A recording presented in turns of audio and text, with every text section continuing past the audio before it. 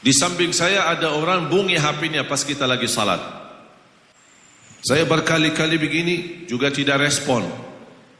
Akhirnya terpaksa saya batalin salat. Mas, matiin HP. Lebih parah lagi orang-orang yang mematikan suaranya, di silent suaranya, tapi dia simpan di karpet atau di lantai. Dan layarnya pun ke atas, bukan ke bawah. Jadi setiap bunyi kan nyala. Dia pas lagi salat nyala, dia begini menang. Astaghfirullahalazim.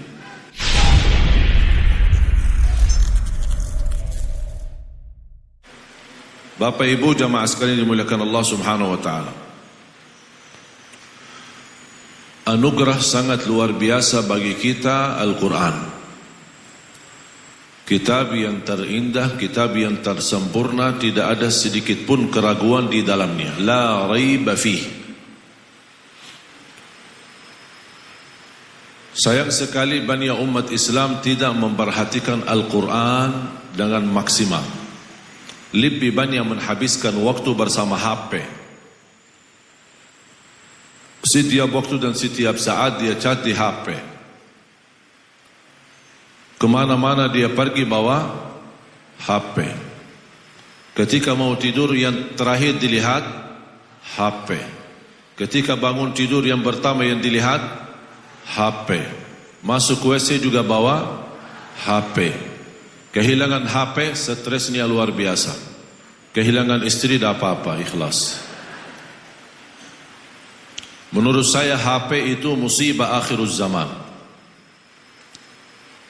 Kenapa? Karena terlalu mengganggu aktivitas ibadah kita.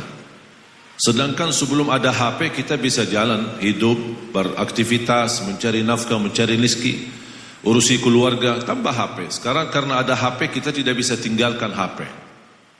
Anak-anak sekarang di usia 3 tahun, 4 tahun sudah pandai main HP.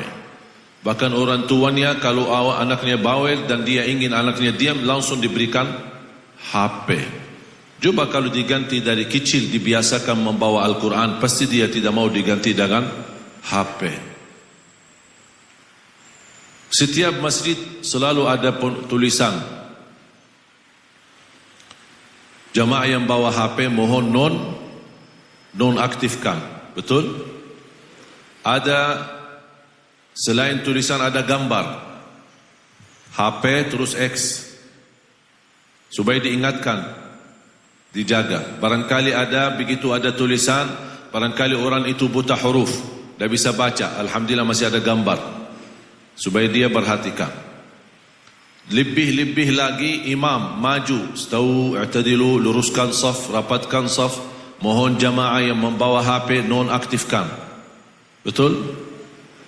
Imam maju, Allahu Akbar, masih bunyi HP.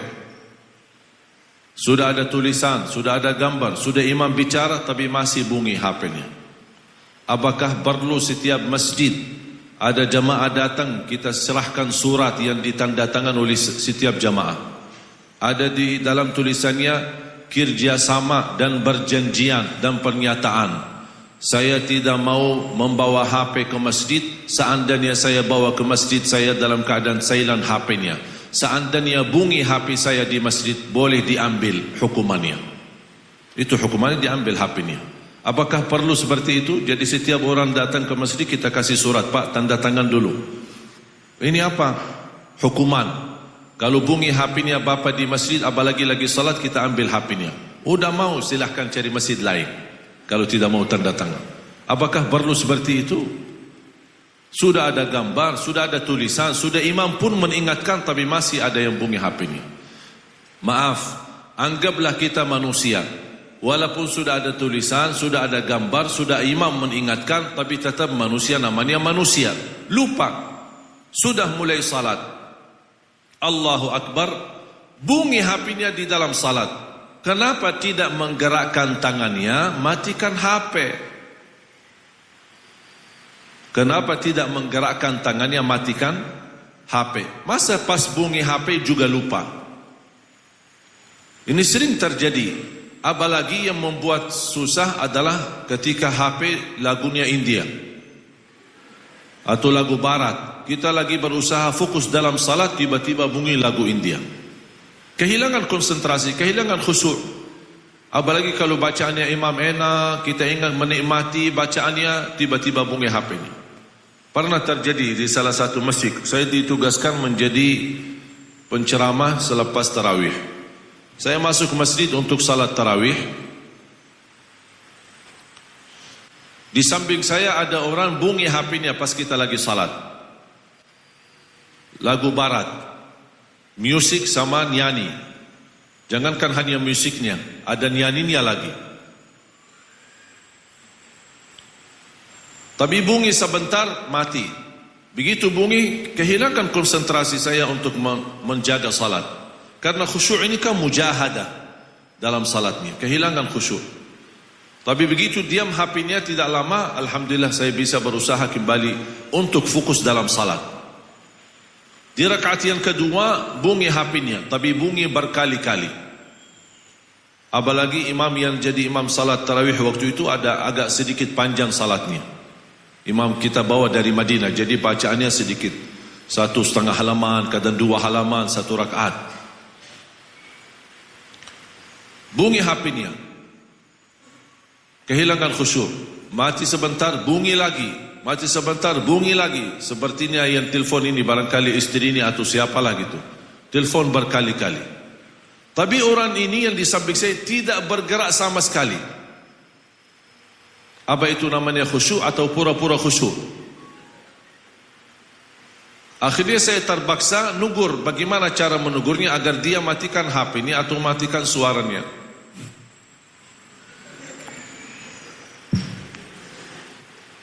Tapi tetap tidak bergerak. Bunyi lagi HP-nya. Benar-benar terganggu. Nikmat suara imam, tapi saya tidak bisa konsentrasi. Tidak bisa dengar baik, tidak bisa khusyuk dalam salat. Terlalu lama, bunyi berkali-kali. Dan orang yang telefon tidak mengerti keadaan barangkali. Seharusnya orang yang menerima telefon, mungkin lagi salat, mungkin lagi hajat, mungkin lagi apa. Udah 1 kali, 2 kali sudah maksimal. Dah berkali-kali, ding, ding, ding, ding, telefon. Akhirnya, orang ini tidak bergerak, tidak menggerakkan tangan. Maaf, sudah lupa tidak matikan sebelum salat. Tak apa-apa, gerakkan tangannya, matikan, terus lanjut salatnya. Tidak, dia diam. Saya berkali-kali begini juga tidak respon. Akhirnya terpaksa saya batalin salat. Mas, matiin HP. Pas begitu saya batalin, dia kaget. Dia, maaf Syekh, saya lupa. Ya maaf, sudah lupa, sudah dimaafkan. Sekarang sudah bunyi berkali-kali, kenapa tidak dimatiin? Kata beliau, saya belajar kalau 3 kali gerakkan tangan dalam salat itu batal salatnya. Saya bilang, yang bagi tahu kamu seperti itu, kasih tahu mana dosa yang lebih besar.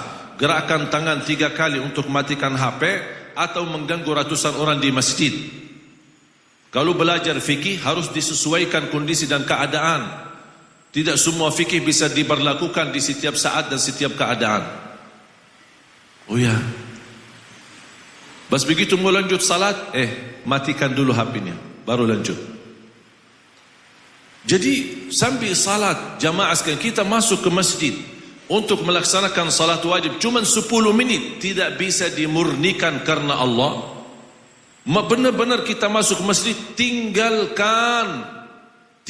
Saya tidak minta anda simpan HP-nya di luar atau tidak bawa ke masjid. Silahkan bawa, tetapi matikan. Paling tidak di silent suaranya agar kita bisa menikmati salat. Lebih parah lagi orang-orang yang mematikan suaranya, di silent suaranya, tapi dia simpan di karpet atau di lantai. Dan layarnya pun ke atas, bukan ke bawah. Jadi setiap bunyi kan nyala. Dia pas lagi salat nyala, dia begini menang. Astaghfirullahalazim. Dosa apa yang kita lakukan sampai begitu salat kita? Makanya jamaah sekalian, HP ini alat mubah. Tidak pahala, tidak dosa. Tetapi bisa jadi sebab HP ini membawa kita ke surga, bisa juga jadi sebab membawa kita ke neraka. Apapun yang namanya yang mubah tergantung isinya. Gunanya apa? gunanya kebaikan, silaturrahim, syiar dakwah, sebarkan kebaikan, sebarkan doa sahih, hadis yang sahih, dapatlah pahalanya, menjadi sedekah jariah bagi kita. Sebaliknya, kalau kita sebarkan keburukan, dosa atau berita huwak atau fitnah di mana-mana, itu membahayakan. Tahu enggak dosa jariah? Bapak Ibu pernah enggak dengar dosa jariah? Biasanya tahu apa? Sedekah? Sedekah jariah atau amal jariah. Kok ada dosa jariah? Ada. Dosa jariah menyebarkan sesuatu yang tidak baik di dalam HP kita atau di sosial media. Kita share ke orang lain atau ke grup sebelah. Isinya berita huwak, belum tabayyun. Isinya fitnah. Isinya adu domba. Isinya kekerasan atau film-film yang tidak baik isinya. Tidak, atau merusak akhlak. Itu semua ketika kita sebarkan ke grup sebelah akan terbawa dosanya sampai hari kiamat. Makanya saya selalu ingatkan khususnya pemuda-pemudi, seandainya anda terlanjur melihat video isinya tidak baik atau membaca berita yang tidak benar, apapun yang anda lihat, kalau sudah merasa itu tidak baik, tidak bagus, apalagi dosa, sudah terlanjur kita lakukan, istighfar, tapi jangan coba-coba di-share ke orang lain. Kenapa jangan di-share ke orang lain? Saya khawatir kalau di-share ke orang lain, nanti orang lain mengirim ke salah satu grup, nanti grup share ke grup sebelahnya, akan terbawa dosanya sampai hari kiamat. Kita wafat, meninggal dunia, tapi disalurkan dosanya sampai hari kiamat. Na'udzubillah min zalim. Hati-hati. Apalagi video yang adu domba di antara kita, video yang hoax yang tidak ada kebenarannya, apapun kebatilan. Qala Amirul Mu'minin Umar bin Khattab radhiyallahu an, amitul batila bis sukuti an. Matikan kebatilan itu dengan cara diamkan, artinya abaikan, lalaikan, tidak usah direspon.